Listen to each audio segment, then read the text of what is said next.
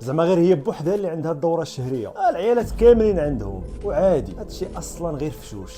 سلام. واحد الاب كيعاود انه كان خارج مع بنته في عمرها 12 عام، ركبوا في الطوبيس، البنت جالسه ماشي هي هذيك بحال اللي مخلوعه مستريسيه. باها ما لاحظش هادشي، جبت التليفون وعيط للخدمه كيهضر معاهم. شويه البنت خرج منها دم الحيض وبانت طبعه ديال الدم في السروال ديالها. اون فاس ليها جالس واحد الدري تقريبا عنده نفس العمر ديالها، شاف هادشي وناض غير بشويه زول الشكاره ديالو من ظهره وحطها فوق البنت في حجرها. الاب انتبه لهادشي اللي كيدير الدري وسولو مالك اش واقع. الولد ما قدرش يجاوب وبقى ساكت ورجع جلس في بلاصتو. الاب زول الشكاره وشاف الطبعه ديال الدم اللي كاينه في الحجر ديال بنته في السروال، فهم شنو كاين. زول الكبوط ديالو حطو على الحجر ديال بنته باش يغطي داكشي وعنقها لعندو باش تكالما وترتاح وما تبقاش خايفه. وعطى الشكاره للدري اللي دار له جاست زوين وقال له شكرا. هاد القصه وقعت بصح، ولكن ماشي عندنا في المغرب. في المغرب عندنا هادشي حشومه، عيب، خاص نخبيوه وما نهضروش فيه، ولكن حنا غنهضروا. هذا علاش جلس مرتاح، زيد الصوت وركز معايا مزيان. واذا كانوا شي وحدين صنعوا اليوم العالمي للمراه وكنجيو كنعطيوها ورده وزعما رحنا صافي تهلينا فيها واحتفلنا بها، او شي وحدين ديال الفيمينيزم اللي باغيين يردوا المراه احسن من الراجل وباغيين يقصيو الراجل، حنا ما غنديروش هادشي كامل. حنا غنهضروا بالعقل بالمنطق كيف العاده، غنعطيو لكل واحد الحق ديالو، وغنهضروا على العذاب اللي كيدوزوه البنات والعيالات والامهات كل شهر. وهاد السيدات اللي كاينين في حياتنا كيبقاو يخبيو علينا ديك الحاله الخايبه اللي هما فيها، كيمثلوا انهم بخير وان الامور هانيه وهما ما عالم بهم غير الله. صراحه كاين بزاف ما يتقال، وغنفهموا علاش الحبيب عليه الصلاه والسلام قال رفقا بالقوارير. تفاعل مع الفيديو وبارطاجيه من دابا باش ما تنساش. معاك ابراهيم المغربي، نقولوا بسم الله.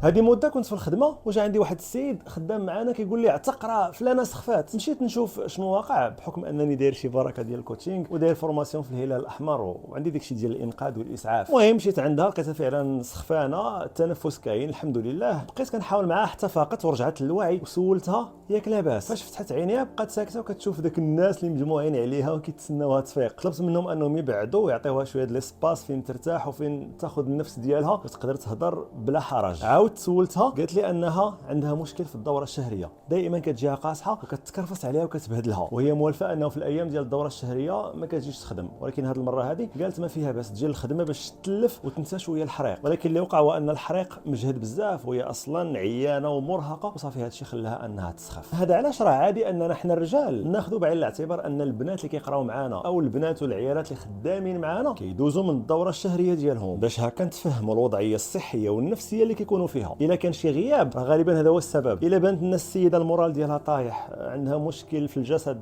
ما كتهضرش مزيان، النفسيه محطمه، غنفهموها منين جاي المشكل وغادي نلتمسوا الاعذار. المدراء مثلا الا عندهم موظفات خدامين معاه غيعرف ان داك السيده راه ما كديرش الخدمه ديالها في واحد الايام محدده لانه عندها دوره شهريه قاصحه بزاف. وما نساوش الاساتذه اللي كيقريو الكوليج، حيت هذيك هي الفتره اللي البنات كينتقلوا لمرحله البلوغ، وفاش كتجيهم الدوره الشهريه لاول مره غالبا كتكون قاصحه. وحيت مازال ما نزلش الدم، هذيك الفتره اللي كتسبق الدوره الشهريه كيتخربق فيها المورال، كيطيح حتى لحد والبنيته كتبقى تشوف بعض الحوايج اللي غراب، كتفكر بطريقه سلبيه جدا، كتخاف انها ما عرفش يموتوا لها والديها ولا يتوقع لها شي حاجه خايبه، فالافكار السلبيه كتسيطر على الدماغ. وهنا كنهضروا على واحد النوع ديال الاكتئاب، هو اكتئاب مؤقت وكيتسمى اكتئاب الدوره الشهريه. وكاين شي عيالات وشي بنات اللي كيجيهم هذا الاكتئاب فعلا قاصح ومجهد وخايب. ولا كنتي مزوج شي وحده بحال هكا غير هرب وعطيها الثقه. وانا تفكرت واحد السيد كان تواصل معايا شحال هذه، مزوج تقريبا 10 سنين وهو مراته تبارك الله سمن على عسل، الله يسخر لهم ويبارك لهم. ولكن انفو هاد السيده هذه كتكون في الفتره ديال نزول دم الحيض، راجلها صافي كيقول لي انا كنبغي نهرب ونطج ونبعد منها لان فعلا كتبغي تحمقوا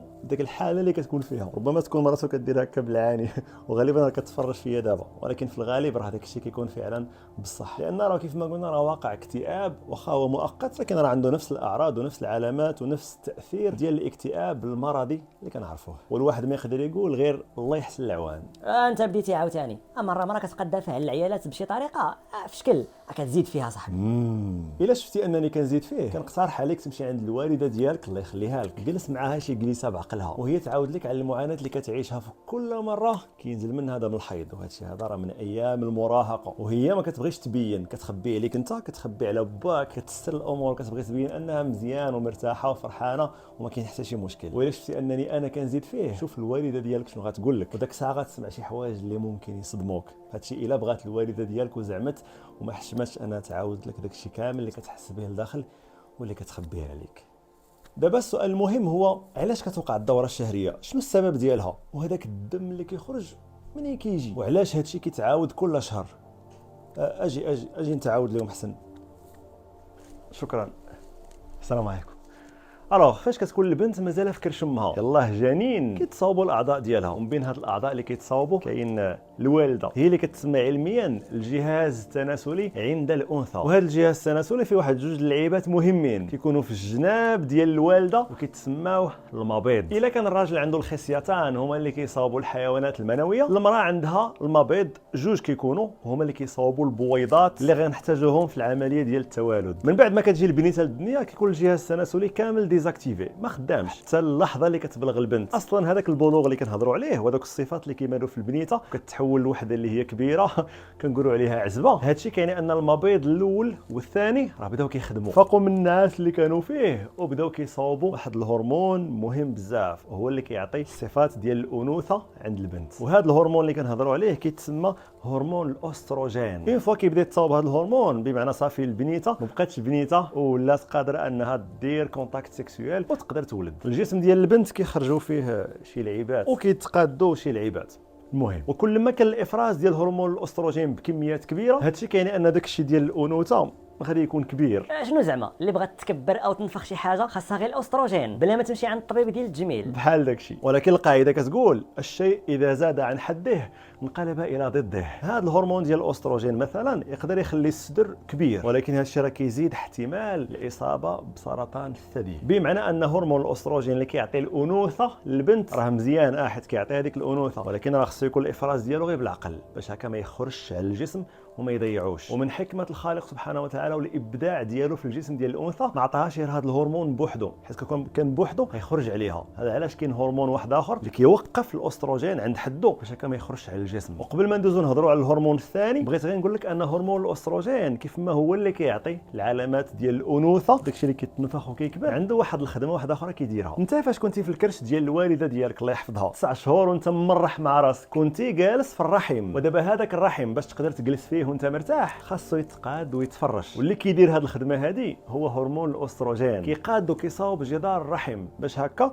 انت تانستال لداخل حتى شي حاجه ما تاذيك وتكون بروتيجي في وسط الرحم. وفاش هذا الهرمون هذا كيساوي الخدمه ديالو كيجي من بعد منه الهرمون الثاني هو المعلم الزلايجي اللي كيدير الفينيسيون. الا كاين شي زليج شي صباغه شي تقبه ماشي هي اللي كيسدها. وهذا الهرمون الثاني كيتسمى البروجسترون. وبالنسبه للازواج اللي باغيين يولدوا احسن وقيته خاص يديروا فيها الكونتاكت سيكسويل هي الوقيته اللي كيتسالى فيها الافراز ديال الهرمون الاول وكيبدا يتصاوب الهرمون الثاني. وهذه الفتره كتسمى الاباضه، بمعنى ان البويضه عند المراه راه واجده وخاصها غير شي بركه ديال الحيوانات المنويه باش تخصب. الا وقع الكونتاكت سيكسويل في هذه الوقيته هذه وكانوا الحيوانات المنويه وتخصبات البويضه في هذه الحاله هذه غيتصاوب الجنين وغادي يمشي للرحم باش يكمل 9 شهور ديال الحمل كامله ويكبر على راسو بشويه عليه بخاطره وغادي يكون الرحم واجد. والا ما كانش كونتاكت سيكسويل في هذه الحاله هذه هرمون البروجسترون اللي قلنا كيدير الفينيسيون ديال الرحم كيبقى يتسنى على الله توقع شي حاجه فيه شي حيوانات منويه غادي يجيو شي بويضه شي لعيبه. النهار الاول النهار الثاني ما كاين لا حيوانات منويه لا والو، ربما السيده مخاصمه مع راجلها ولا السيده ما مزوجاش نهائيا. هذا الشيء اللي كيخلي ان داك الهرمون كيبدا ينقص الانتاج ديالو. وفاش كتنقص الكميه ديال هرمون البروجسترون هذا الشيء اللي كيخلي ان الرحم كيبدا يريب، الزلاج كيطيح، الصباغه كتقشر، السدادر كيتهرسوا وكيخرج داكشي كامل على شكل دم الحيض. دونك كنقدروا نفهموا ان داكشي اللي كيخرج من البنات والعيالات في الفتره ديال نزول دم الحيض راه ماشي غير الدم بوحدو، كاين بزاف ديال العناصر والمواد اللي كانت كتصاوب لينا الجدار ديال الرحم كيف ما قلنا باش هكا الجنين كيبقى بروتيجي ومحمي لداخل ما توقع عليه حتى شي حاجه. وهاد المواد كل هذاك الغشاء اللي كيكون لداخل ديال الرحم كله كيتشتت وكيتهرس وكيخرج معاه الدم حيت الشعيرات الدمويه اللي كتكون تما كتفرقع وكتخرج داكشي كامل معها، وهذا الشيء اللي كيأثر على الجسم كامل. قبيله قلنا ان هرمون الاستروجين هو اللي كيعطي العلامات ديال الانوثه، هو اللي كينفخ داك الشيء وكيقاد المسائل، وكيجي من بعد منه هرمون البروجسترون هو اللي كيوقفوا عند حده، ما كيخليش البنت غير كتنفخوا لها المسائل. كاين شي وحدين كيعجبهم هذا الشيء ما عرفتش كيفاش، وكاين اللي كيمشي كيخسر زباله الفلوس باش ينفخ ويعمر، الله يهدي ما خلق. ومن ناحيه اخرى هذا الهرمون ديال البروجسترون كيف ما كيوقف الهرمون الاول عند حده، راه كيحمي المراه من الاصابه بزاف ديال انواع السرطان، حيت كيبلوكي ديك الخدمه المجهده اللي كيديرها الهرمون الاول. دونك اللي نقدروا نقولوهم هذا الشيء كامل هو ان المراه عندها جوج ديال الهرمونات، واحد كيكمل الخدمه ديال الاخر، وواحد كيبلوكي الخدمه ديال الاخر وما كيخليهش يزيد فيه، وكل هرمون كيصلح الاخطاء اللي كيديرها الهرمون الاخر. حنا الرجال عندنا هرمون واحد وسميتو تستوستيرون، الا كانت الكميه ديالو كبيره في الجسم هو اللي كيعطي الرغبه الجنسيه، هو اللي كيعطي الجهد وداك الذكوره وداك الشيء كامل، وخاص الانسان يستغل هذا الهرمون في شي حوايج ديال النفع. وخلاص الا نقصت الكميه ديالو هادشي اللي كيأثر على المورال ديالنا، وحتى الرغبه الجنسيه كتنقص. اما المراه كيف ما قلنا عندها جوج ديال الهرمونات مساخط كيخربقوا لها الصحه ديالها وحياتها كامله، حيت كيديروا ما بغاو. تفضل السي بروجسترون، خذ راحتك. والله سيدي ما نتقدم قدامك، ويلي انا نتقدم قدام الاستروجين، حشومه كاع صح. سيدي الله يهديك غير تفضل. والو سيدي والله العين ما تعلى على الحاجب. وعرفتي شنو، اجي نقسموا الصبر، دابا الشهر فيه 30 يوم، خذ انت النص وانا النص. مزيانه هذه ما قلتي عيب. يلا تفضل انت الاول. مرحبا سيدي. عرفتي هاد التناوب في الهرمونات هو اللي كيخربق الحاله النفسيه ديال المراه، حيت كيأثر على الجسم كامل. الاستروجين باغي ينفخ، البروجسترون لا. الاستروجين كيبغي المراه دير الكونتاكت سيكسوال، البروجسترون كيقول لها بلاش. وهادشي اللي كيفسر علاش العيالات ما كيبغيوش يديروا الكونتاكت سيكسوال في الفتره ديال الحمل، واخا الطبيب كيعيا فيهم. لا راه كيخصك ديري الكونتاكت سيكسوال باش هادشي غادي يعاونك ويسهل الولاده، وهي والو ما كتبغيش. والسبب هو هرمون البروجسترون اللي كيخلي الدماغ ما كيفكرش في الجنس، ما كيعطيش الرغبه الجنسيه، حيت هذا الهرمون راه كيبقى يتصاوب في الفتره ديال الحمل كامله. والسبب باش كيبقى هرمون البروجسترون هو اللي كاين بوحدو، حيت كيف ما قلنا راه الجنين كاين في الرحم، وداك الرحم خصو يبقى بنفس الشكل ديالو، محافظ على الهيئه ديالو في المده ديال الحمل كامله. دونك كيبقى هرمون البروجسترون هو اللي كيسير الامور، وهذا الشيء اللي كيفسر علاش ما كينزلش دم الحيض في الفتره ديال الحمل. والا ما وقعش الحمل، كينقص الانتاج ديال هرمون البروجسترون، وهذا الشيء اللي كيخلي الرحم كيريب الشعيرات الدمويه مع داك المواد كامله اللي كاينه في الرحم، داكشي كامل كيخرج دم الحيض. واللي صعيب بزاف هو ان الهرمونات في هاد لا بيريود هذه كتكون في قمه العبث. البروجسترون كما قلنا كينقص، الاستروجين راه مازال ناقص ومازال ما بداش كيتصاوب. وسط هادشي كامل الدماغ كيشوف بزاف ديال التخربيق واقع، الهرمونات ماشي هي هذه، كاين مشاكل صحيه. هذا علاش كيبدا يصاوب هرمون القلق والستريس والالم، هرمون الكورتيزول، والكميه ديال هذا الهرمون كتكون كبيره بزاف. هادشي اللي كيزيد الالم عند المراه وكيخليها كتشوف الدنيا بنظره خايبه، وهادشي اللي كيخلي العيالات كيتخاصموا مع رجالهم بزاف في الفتره ديال نزول دم الحيض، ماشي لخاطرهم ولكن الهرمونات الانثويه ديالهم ما مقاداش. الدماغ كيصاوب هرمون الالم بكميات كبيره، وهنا كنرجعوا نهضروا على اكتئاب الدوره الشهريه. واللي صعيب وقاصح بزاف هو ان هذا الاكتئاب كيتعاود كل شهر، لان داك المعاناه وداك العبث كيتعاود منين كتبلغ البنت حتى الفتره ديال المينوبوز. هو اللي كيسميوه سن الياس. كنكره هاد السميه، ما كاينش الياس في الحياه، دائما كاين الامل وكاين الخير. وهذيك المرحله اللي كيسميوها شي وحدين سن الياس راها من الرحمه ديال رب العالمين سبحانه وتعالى البنات والعيالات، لان المراه من بعد 40 45 عام الصحه ديالها كتعيا وما كتبقاش بنفس الكفاءه ونفس الجهد. وفي هذه الحاله الا كانت المراه كبيره ومازال الجسم ديالها خدام وكيصاوب الهرمونات والاستروجين البروجسترون والدوره الشهريه، هادشي راه ممكن يخرج على الجسم ديال المراه، ممكن يغرقها في الامراض، ومن تسالي من المرض يبدا مرض اخر، ويكونوا شي امراض خطيره الله يحفظ. كيف ما ممكن هذا الشيء هذا يخلي ان الجسم يوقف مره وتموت صغيره. دونك سيدي ربي سبحانه وتعالى كيرحم النساء وكيهنيهم من المحنه ديال الدوره الشهريه باش يقدروا يكملوا حياتهم بلا مشاكل.